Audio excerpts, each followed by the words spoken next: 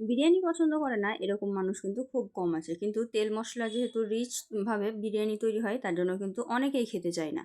কিন্তু আমি একদম কম তেল মশলায় সুস্বাস্থ্যকরভাবে আর সুস্বাদুভাবে বিরিয়ানি রেসিপি নিয়ে চলে এসেছি। এইভাবে যদি তোমরা বিরিয়ানি তৈরি করো তাহলে কিন্তু ডেলি খেতে পারবে।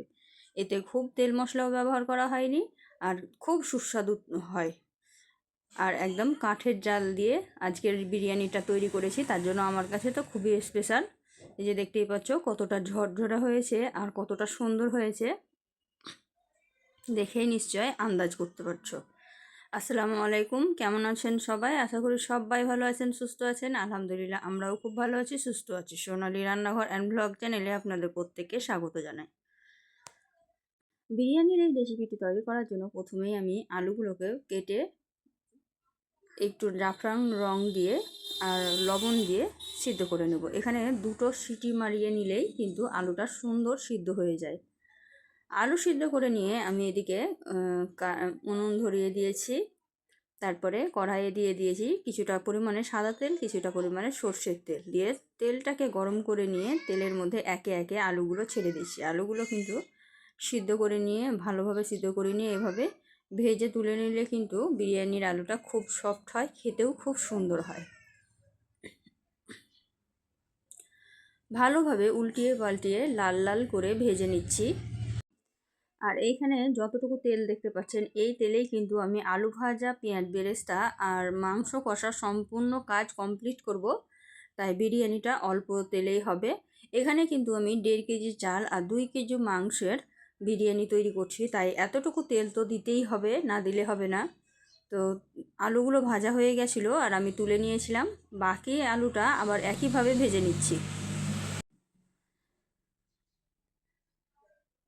এই যে দেখতেই পাচ্ছেন আমি একটা উনুন তৈরি করেছি, রেডিমেড উনুন, আর এই উনুনেই কিন্তু তৈরি করছি। আমি যখন বাড়িতে থাকি, বাড়িতে থাকা হয় না আমার, একটা দোকান আছে তাই। তো যখনই বাড়িতে থাকি তখনও কিন্তু এইভাবে রান্না করে খুব ভালো লাগে। এখন আমি পেঁয়াজ বেরেস্তা করব, তার জন্য কিন্তু ওই তেলের মধ্যেই পেঁয়াজটা দিয়ে দিলাম। সবাই কিন্তু ডুবো তেলে বেরেস্তা করে, আমি কিন্তু একটু কম তেলেই বেরেস্তাটা তৈরি করি, তাও কিন্তু আমার বেরেস্তাটা খুব সুন্দর হয়। তো এই যে একটু ধৈর্য ধরে আমি বেরেস্তাটা তৈরি করে নিয়েছি। দেখুন বেরেস্তাটা কত সুন্দর হয়েছে, আর এটা যখন তুলে তেল ঝরিয়ে রেখে দেবেন তখন একদম মচমচে হয়ে যাবে।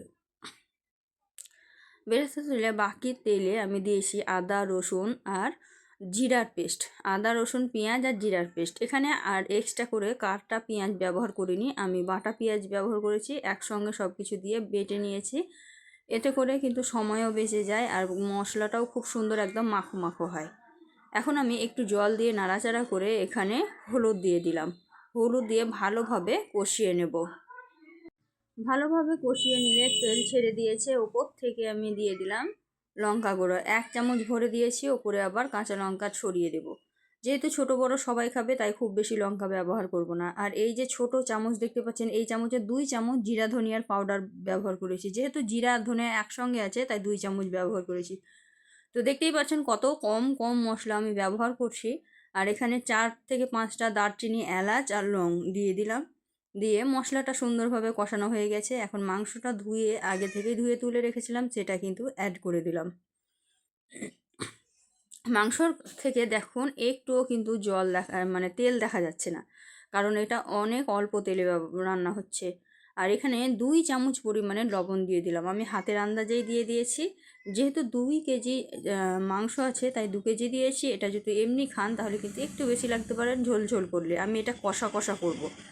তো দেখতেই পাচ্ছেন ভালোভাবে কষানো হয়ে গেছে। আমি সামান্য পরিমাণে জল দিয়ে ঢাকা দিয়ে এটাকে কিছুক্ষণের জন্য রেখে দেবো, তাহলে কালারটা অনেক সুন্দর আসবে। আর জলটা সম্পূর্ণ টেনে নিলে কালারটাও সুন্দর আসবে আর অনেকটা সিদ্ধ হয়ে যাবে। তো নাড়াচাড়া করে মশলাগুলো একসঙ্গে করে দিয়ে ঢাকা দিয়ে দিলাম। ঢাকা দিয়ে কিছুক্ষণ রেখেছিলাম, তার মধ্যে দেখতেই পাচ্ছেন কত সুন্দরভাবে কষানো হয়েছে। এখন আমি এটাকে জল দিয়ে সিদ্ধ করে নেব। তো আমি যখন জল দিয়ে রেখেছিলাম তখন কিন্তু ক্যামেরা করা হয়নি, তাই অফ ক্যামেরায় দিয়ে আমি রেখেছিলাম। দেখুন অনেকটা জল কমে এসেছে, এখনও অনেকটা জল আছে। এই জলটা পুরোপুরি শুকনো হতে হতেই কিন্তু মাংসটা সুন্দরভাবে সিদ্ধ হয়ে যাবে। এই মাংসটা খুব বেশি গ্রেভি গ্রেভি হবে না, যেহেতু বিরিয়ানির মাংস, এটা কষা কষাই হবে। একটু কষা কষা হবে, তাহলে কিন্তু বিরিয়ানিটাও খুব সুন্দর খেতে লাগবে। এই যে মাংস হয়ে গেছে, মাংসটাকে আমি নামিয়ে রেখে দেব। এরকমই হবে মাংসটা, একদম তেল ছেড়ে দিয়েছে দেখুন। এখন আমি ভাতটা রেডি করে নেব। ভাতটা রেডি করার জন্য এই তো একটা হাঁড়ি বসিয়ে দিয়েছি, হাঁড়ির মধ্যে জল দিয়ে দিয়েছি। জলের মধ্যে এখন দিয়ে দিব লবণ। এখানে অনেকেই তেল ব্যবহার করে, কারণ হচ্ছে ভাতটা যাতে ঝরঝরা থাকে, একটার সাথে একটা লেগে না যায় তার জন্য। এই যে চালটা আমি আগে থেকে ভিজিয়ে দিয়েছিলাম, জলটা কিন্তু প্রায় ফুটে উঠেছে। এখন চালটা অ্যাড করে দিলাম। আর আমি এখানে কোনো রকমের তেল ব্যবহার করিনি, কারণ আমি জিনিসটাকে রিচ করতে চাই না। আমার বিরিয়ানি একদম পারফেক্ট হয়, ঝরঝরা হয় তেল ব্যবহার না করেও। তো এই যে দেখতেই পাচ্ছেন কত সুন্দর ভাত ফুটতে শুরু করেছে। ভাতটা কিন্তু একটু ঢাকা দিলে হবে না, কারণ ঢাকা দিতে গেলে কিন্তু বুঝতে পারবেন না কখন ফুটে সিদ্ধ হয়ে যাবে। এইটা যেহেতু ভেজানো ছিল আগে থেকেই, 2 ঘন্টা আগে থেকে ভেজানো ছিল, তো খুব তাড়াতাড়ির মধ্যে এটা রেডি হয়ে যাবে, একদম 10 মিনিটের মধ্যে একদম রেডি হয়ে যাবে। তাই এটা ঢাকা দিয়ে করার কোনো দরকার নেই। দেখুন এটা সঙ্গে সঙ্গে কিন্তু উতলে উঠেছে, এই যে দেখাচ্ছি। আর একটু সামান্য একটু হবে। তো এই যে ভাত হয়ে গেছে, এখন ভাতটার জলটা গড়িয়ে নেব। আর এটা কিন্তু ভাতটা এমনিতেই ঝরঝরে হয়েছে। এখন আমি কড়াইয়ে যে রান্না করেছিলাম, সেই কড়াইয়ে বাসমতি চালের যে জলটা ছিল ভেজানো, সেই জলটা একটু দিয়ে দিয়েছি। কাঠের আঁচে বসানো থাকবে, তার জন্যই জলটা দিয়েছি, তাতে করে তলায় লেগে যাবে না। আর ভাতটাও দিয়ে দিয়েছি, ভাতের ওপর বেরেস্তা দিয়ে দিয়েছি, আর দিয়েছি ধনিয়া পাতা। ধনিয়া পাতাটা অল্প ছিল তাই অল্প করে দিয়েছি। তারপরে আলু ভাজাটা দিয়ে দিলাম, ভেজে যে আলুটা তুলে রেখেছিলাম সেটা দিয়ে দিলাম। এখন সমানভাবে চারিদিকে মাংসটা দিয়ে দিব। দেখতেই পাচ্ছেন মাংসটা সামান্য একটু গ্রেভি গ্রেভি আছে, আর একদম খুব ঝোল নাই। এই যে মাংসটা আমি সমানভাবে দিয়ে দিলাম। এখন আমি দিয়ে দিব বিরিয়ানি মশলা। এখানে সানরাইজ বিরিয়ানি মশলাটা ব্যবহার করেছি, এটা কিন্তু খুব সুন্দর, আপনারা চাইলে ঘরে তৈরি করেও দিতে পারেন। এখন আমি ওপর থেকে আরেকটা লেয়ার দিয়ে দিব। আর ভাতগুলো কতটা ঝরঝরা হয়েছে এটা দেখেই বুঝতে পারছেন। এই যে আমি আবারও ভাত দিয়ে দিলাম। তো দেখলেন তো, তেল না দিয়েও কিন্তু ভাত এমনিতেও ঝরঝরা হয়, সুন্দর হয়। তো এই যে ওপর থেকে আমি আবার বেরেস্তা দিয়ে দিলাম, ধনিয়া পাতা ছিটিয়ে দিলাম। সেম প্রসেসেই আবারও আলু দিয়ে দিলাম, আবার ওপর থেকে মাংস দিয়ে দিব। তেল ব্যবহার না করেও কিন্তু ভাতটা একটার সাথে একটা লেগে যায়নি, ঝরঝরা আছে। তাই অযথা ওইখানে তেল ব্যবহার করার দরকার পড়বে না, এইভাবেই তৈরি করে নিতে পারেন। তাহলে অনেক অল্প তেলেই কিন্তু রান্নাটা কমপ্লিট হয়ে যাবে।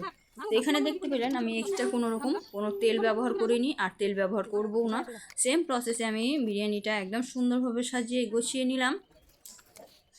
এখন আমি ওপর থেকে বাকি যে ভাতটা আছে সেটা দিয়ে দিব। যে ভাতটা দিয়ে দিলাম, এখানে কিন্তু 1.5 কেজি চালের বিরিয়ানি হচ্ছে।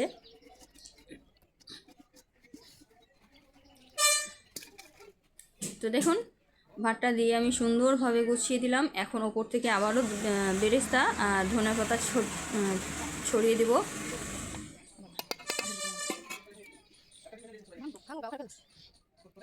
আমি অনেকটা পরিমাণে তলায় কিন্তু জল দিয়েছিলাম, সেই জলটা দেখবেন লাস্টের বেলায় একটুও থাকবে না। আর ওই জলটা দেওয়ার কারণে কিন্তু তলায় লাগবে না, আর বিরিয়ানিটা একদম সুন্দরভাবে রেডি হয়ে যাবে। তো এই যে আমি উপরে এখন গোটা লঙ্কা দিয়ে দিলাম। এই লঙ্কাটা দেওয়ার কারণ হচ্ছে অনেকেই কিন্তু বিরিয়ানির সাথে লঙ্কা পছন্দ করে, যেমন আমি পছন্দ করি। লঙ্কা থেকে খুব সুন্দর একটা ফ্লেভার আসে এইভাবে লঙ্কাটা দিলে। আর যারা ঝাল খেতে পছন্দ করে তারা কিন্তু এই ভাতের সঙ্গে এই লঙ্কাটা খেতে পারে, তার জন্যই দেওয়া। আর শেষে আমি দিয়ে দিচ্ছি এখানে ঘি। তো যেহেতু ঘিটা জমানো আছে, তো আমি ভাগ করে দিয়ে দিলাম যাতে সব জায়গায় সমানভাবে যায়। আর সব শেষে একটু রং ব্যবহার করেছি বা ফুড কালার ব্যবহার করেছি। তো আমার বিরিয়ানি একদম রেডি হয়ে গেল। আর এখন ঢাকা দিয়ে আমি রেখে দিয়েছিলাম, কাঠের আঁচে বেশ কিছুক্ষণ আমি রেখে দিয়েছিলাম। তো তারপরে দেখুন কত সুন্দর হয়েছে। ভাতের চালগুলো দেখুন একদম উপরের দিকে উঠে আসে, তার মানে একদম হয়ে গেছে। আর দেখুন ভিতরে কিন্তু একটু জল নেই, ভিতর থেকে তুলে দেখাচ্ছি আপনাদেরকে। দেখুন কতটা ঝরঝরা হয়েছে, কতটা পারফেক্ট হয়েছে। এই যে দেখুন, এইভাবে ঘরে তৈরি করে খেতে পারেন, একদম সুস্বাস্থ্যকর আর খুব কম তেলে তৈরি বিরিয়ানি। দেখলেন কতটা কম তেলে কম মশলায় একদম সুস্বাদু বিরিয়ানি রেডি হয়ে গেল। তো বন্ধুরা আপনারাও কিন্তু এইভাবে ঘরে তৈরি করে খেতে পারেন। আর আমার রেসিপিটা দেখে যদি তৈরি করেন তাহলে খেয়ে বলবেন যে কেমন হয়েছিল। আমাদের বাড়িতে সবাই পছন্দ করেছিল। আমাদের বাড়িতে মেহমান ছিল, তারাও খেয়ে কিন্তু খুব প্রশংসা করেছিল যে বিরিয়ানিটা সত্যিই খুব সুন্দর হয়েছিল। তো এটা কিন্তু বাইরের লুক। আমি ঘরের ভিতরে যখন বিরিয়ানিটা নিয়ে এসেছিলাম তখন দেখুন এই যে এরকম লাগছে।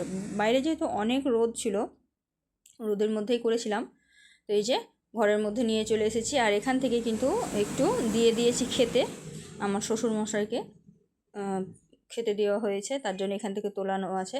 তো এখন আমি একটা প্লেটে পরিবেশন করে দেখাবো আপনাদেরকে। এই যে দেখুন কতটা পারফেক্ট, একটাও ভেঙে যায়নি, গোটা গোটা আছে, আর একটার সঙ্গে একটা কিন্তু লেগেও যায়নি, একদম ঝরঝরা হয়েছে।